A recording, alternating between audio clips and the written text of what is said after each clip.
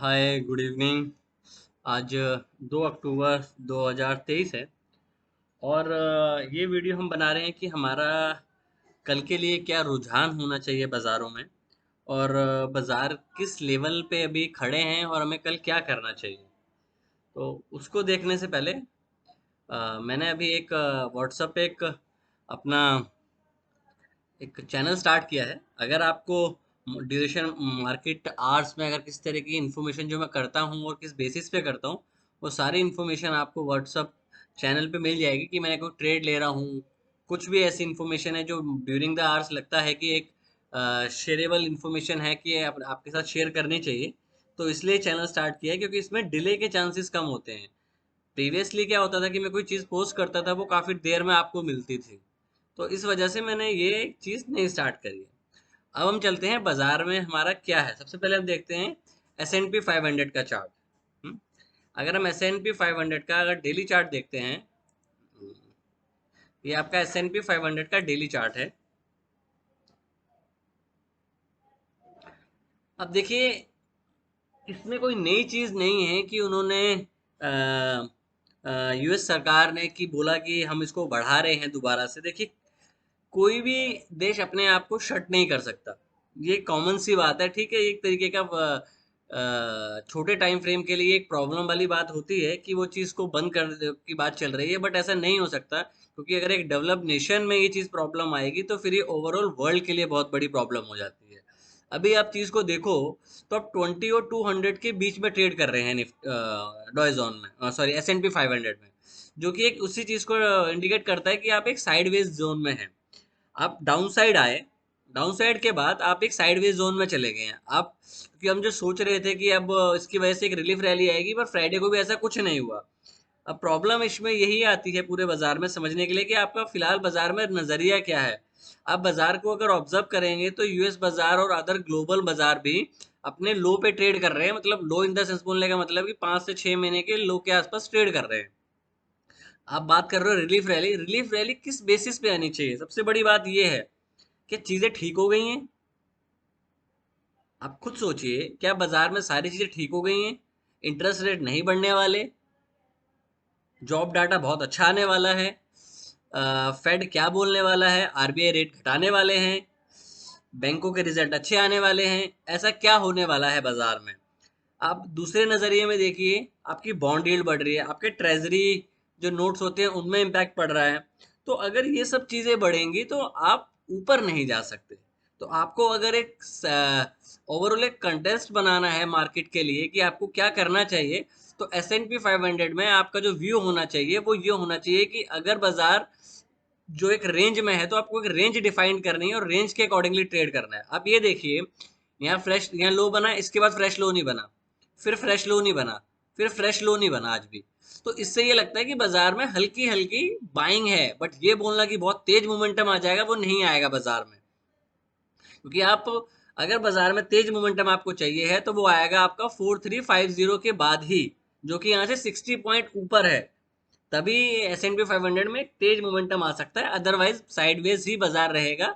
और आपको साइडवेज की ही प्रैक्टिस करनी पड़ेगी यूएस बाजार के नजरिए से। अगर हम देखें, ना तो कोई ब्रेकआउट आने वाला है यूएस में, ना कोई ब्रेक डाउन आने वाला है यूएस में। ओवरऑल देखें तो रेंज बन रही है, रेंज का अगर ब्रेकआउट या ब्रेक डाउन होता है तो आप एक फॉलो थ्रू के लिए यूएस बाजार में देख सकते हो। अब हम एक बार डॉयजोन का चार्ट देखते हैं। अब डॉयजोन का चार्ट देखिए, आप बड़ी बार के नीचे ट्रेड कर रहे हैं। आप ये देखिए एस एन पी 500 क्यों परफॉर्म कर रहा है, क्योंकि वहां पे नेस्डेक है, एआई के स्टॉक्स हैं, तो वो उस चीज को थोड़ा होल्ड करके रख रहे हैं। अगर आप डॉयजोन की बात करो जिसमें आपके बैंकिंग के शेयर्स होते हैं, अदर शेयर्स होते हैं, तो उनमें प्रेशर है वहां पे भी, क्योंकि अगर इस तरह की समस्या रहेगी तो आपके बाजार इतनी जल्दी ऊपर नहीं जाएंगे। ठीक है, ये हमारा एक डॉयजोन में भी ट्रेड हो गया कि डॉयजोन भी एक डाउन ट्रेंड में ही है, क्योंकि ये 200 से भी नीचे ट्रेड कर रहा है। एस एन पी 500 ठीक है, उसके अभी उतना उसमें प्रेशर नहीं दिख रहा है बिकॉज ऑफ नैस्डैक, पर अगर आप डॉयजोन का चार्ट देखें तो आपको क्लियरली विजिबल आ रहा है कि आप 200 से नीचे ट्रेड कर रहे हैं और एक अच्छे अमाउंट के साथ आप नीचे ट्रेड कर रहे हैं। अब यहाँ से अब बोलना कि अब ये बहुत तेज रैली कर देगा, इवन कम से कम ये जब तक ये कंजेशन आपका नहीं निकलता है जो आपका 33,900 का है, उसके बाद ही आप एक छोटा सा तेज प्रेशर ऊपर की तरफ देखेंगे। टिल देन आप छोटी मोटी एक रिलीफ रैली देख सकते हैं बाजार में, कि छोटी मोटी एक रिलीफ रैली आ गई, बट ओवरऑल जो ट्रेंड रहेगा वो साइडवेज टू डाउन साइड ही रहेगा डाउजन में। नेस्डेक इसलिए, नेस्डेक की वजह से आपका S&P 500 में थोड़ा सा मोमेंटम रहेगा। एक बार आप नेस्डेक की बात करते हैं। अब नेस्डेक में देखिए, आप एक जोन में है, आपका जोन क्या है, 33,400, 13,340 से लेके 400 तक का आपका जोन है, और डाउन साइड में आपका ये वाला जोन है 13,050 के आसपास। तो आप 200 टू 400 की पॉइंट की रेंज में है। अगर आप 400 पॉइंट की रेंज में ट्रेड कर रहे हैं तो आपको बेटर है कि ट्रेड को पर्टिकुलरली स्टॉक के अकॉर्डिंग ही ट्रेड किया जाए। तो नैस्डैक में भी हमारा सेम व्यू है, साइडवेज। इसमें आप ये नहीं बोल सकते कि बेयरिश है या बुलिश है, क्योंकि आप 20 और 200 के बीच में ट्रेड कर रहे हैं, तो आपको एक साइडवेज व्यू लेना पड़ेगा। आपने S&P 500 में इसलिए भी बेयरिश नहीं लिया है क्योंकि आप सेम रेंज के बीच में ट्रेड कर रहे हैं जैसे नैस्डैक ट्रेड कर रहा है। डॉय जोन में आप जो ट्रेड कर रहे हैं वो 20 और 200 दोनों से नीचे कर रहे हैं। इस चीज को समझने की जरूरत है। अब हम बात करते हैं जो कि इंपॉर्टेंट पॉइंट है हमारे इंडाइसिस के लिए। अब हम बात करते हैं निफ्टी की। एक बार करेंसी पे भी देख लें, तो करेंसी आपकी वीक रहेगी क्योंकि आपके फाइनेंशियल वीक हैं। क्यों? क्योंकि अगर डॉलर इंडेक्स में स्ट्रेंथ रहेगी, बॉन्ड यील्ड्स ऊपर जाएंगे, तो आपकी करेंसी ऊपर नहीं, मतलब आपकी करेंसी एप्रिशिएट नहीं होगी, वो डेप्रिशिएट ही होगी। तो अगर वो डेप्रिशिएट होगी तो ये आरबीआई के लिए, और प्लस अगर क्रूड ऑयल में तेजी रहेगी तो क्रूड ऑयल भी एक समस्या का कारण हो सकता है, कि जिसकी वजह से आपको उसको 3 डिजिट में जाता हुआ देख सकते हो। तो ये कुछ समस्याएं भी आपको अपने ट्रेडिंग प्लान बनाते टाइम अपने एक नजरिए में जोड़ना चाहिए, कि इस वजह से भी बाजार में एक मोमेंटम डाउन साइड पे या साइडवेज रह सकता है, बुलिश मोमेंटम। अब हम बात करते हैं निफ्टी की, पहले डेली चार्ट की। निफ्टी के इसको मैं हाइड कर देता हूँ कि एक व्यू बनाने में आसानी हो। अब ये निफ्टी का डेली चार्ट है।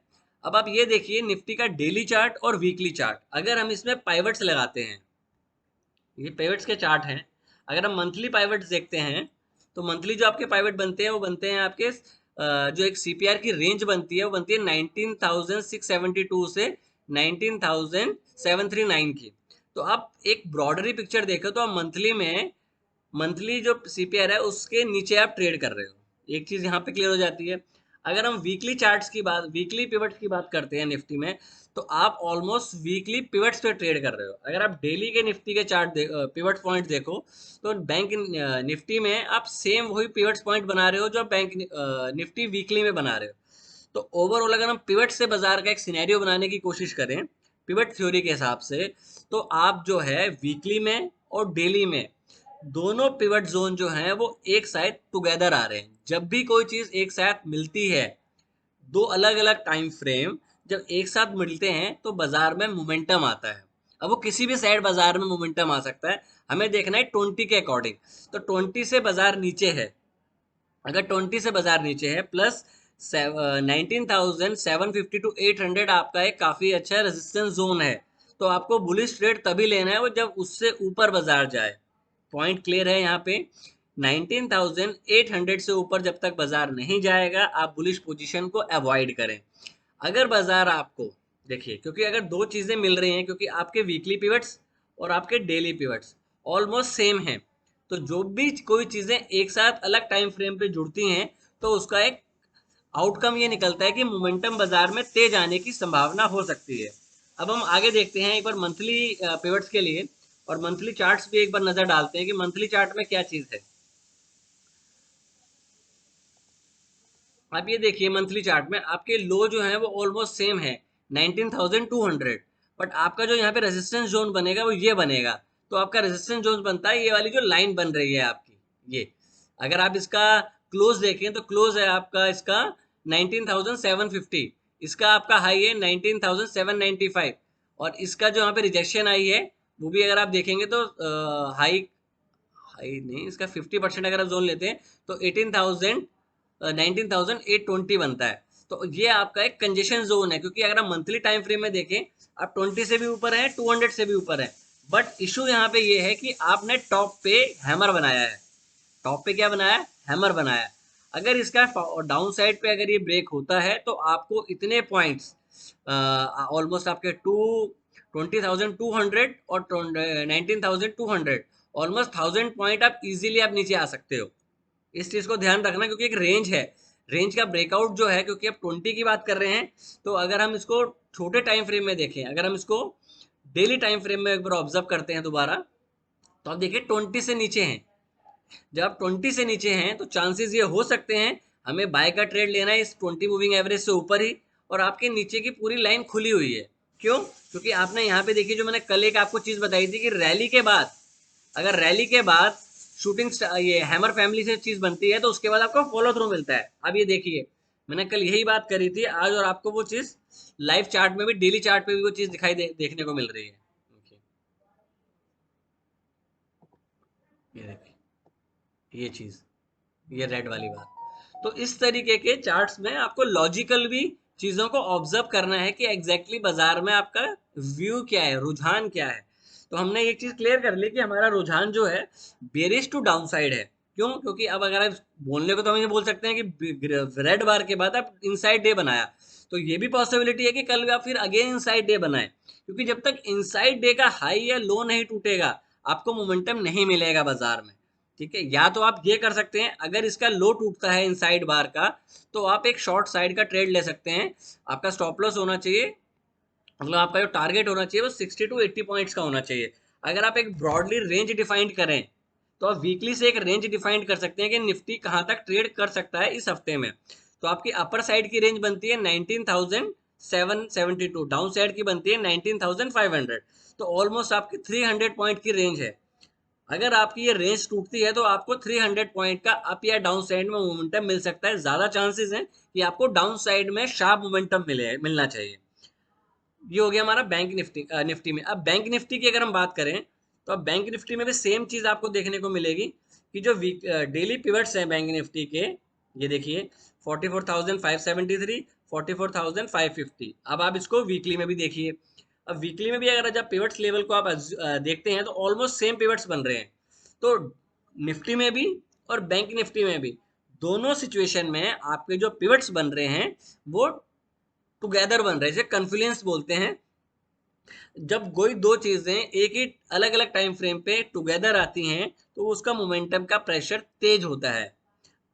बैंक निफ्टी बाय नेचर, अभी जो सिनेरियो है बाजार का, उसके हिसाब से बैंक निफ्टी अंडर परफॉर्म करेगा। आप इस चीज को ध्यान रखें कि आपके जो बैंकिंग इंस्ट्रूमेंट्स हैं वो अंडर परफॉर्म रहेंगे ड्यू टू आपके बॉन्ड यील्ड, आपकी करेंसी, प्लस आपके जो क्रूड ऑयल है। तो इन वजह से आप बैंकिंग सेक्टर में थोड़ा प्रेशर देख रहे हैं। तो अगर आपको इंस्ट्रूमेंट चूज करना है तो आप निफ्टी को चूज करें, क्योंकि अगर फॉलो थ्रू आएगा तो निफ्टी में अच्छा फॉलो थ्रू किसी भी साइड पे मिल सकता है।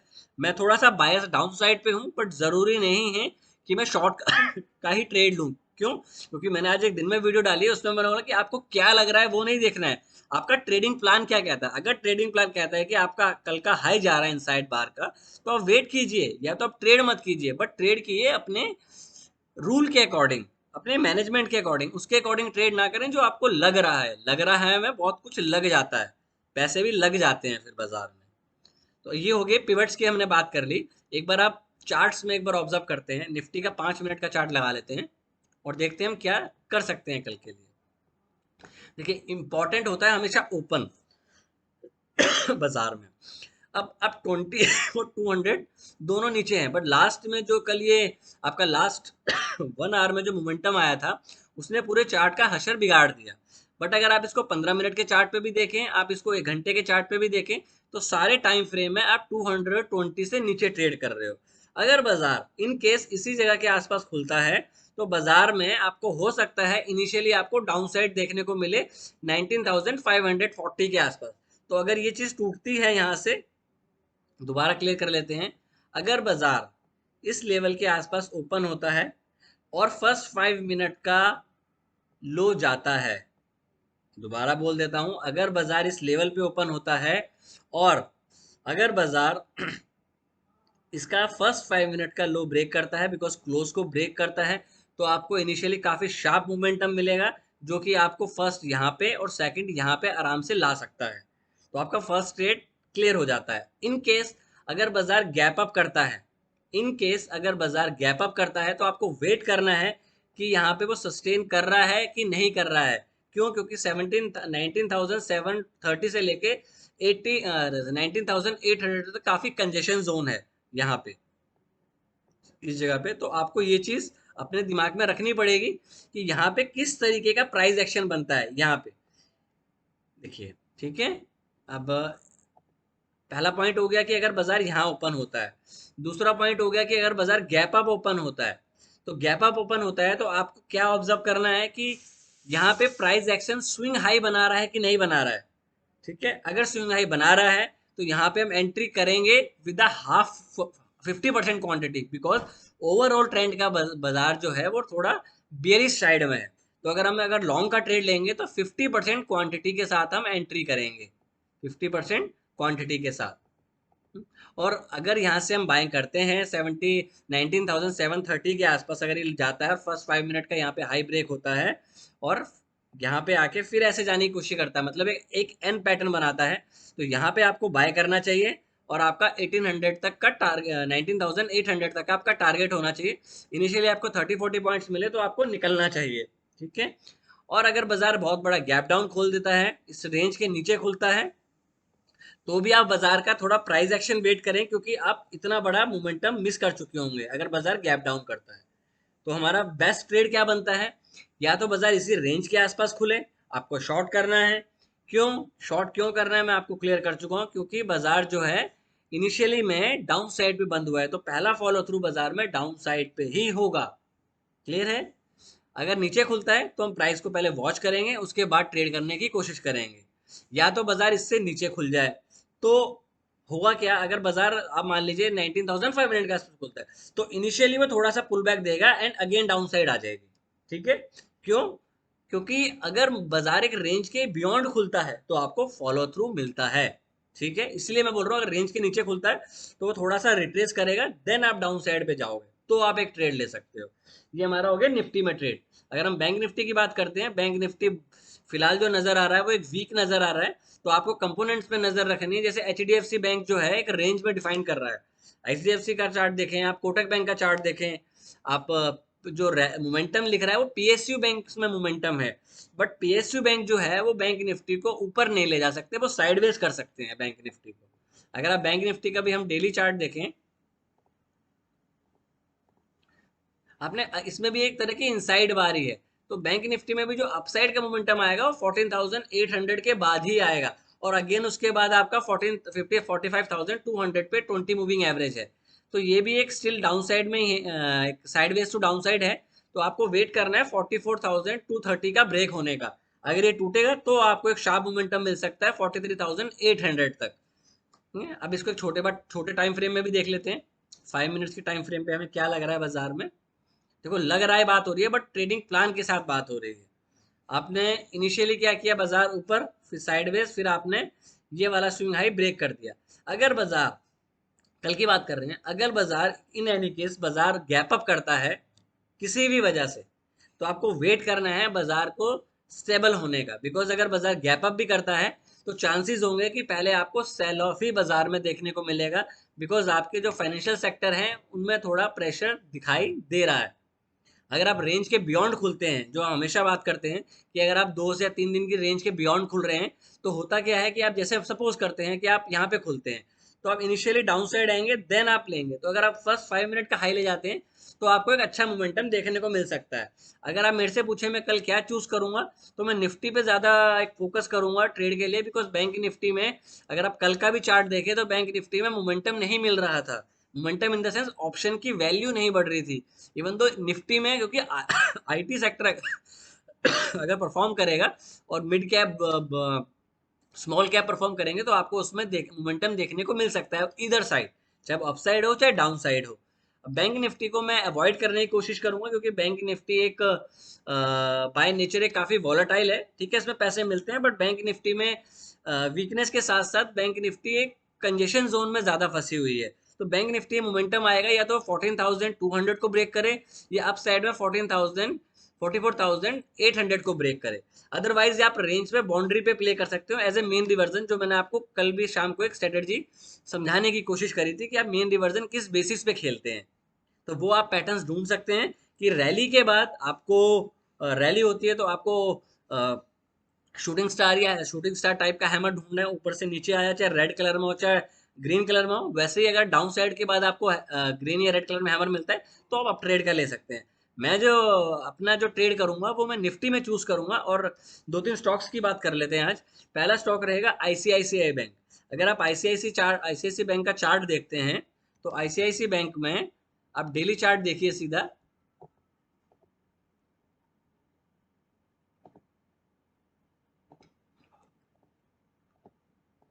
देखिए, इसमें दो तरीके के डाउन साइड के बाद हैमर बने हैं।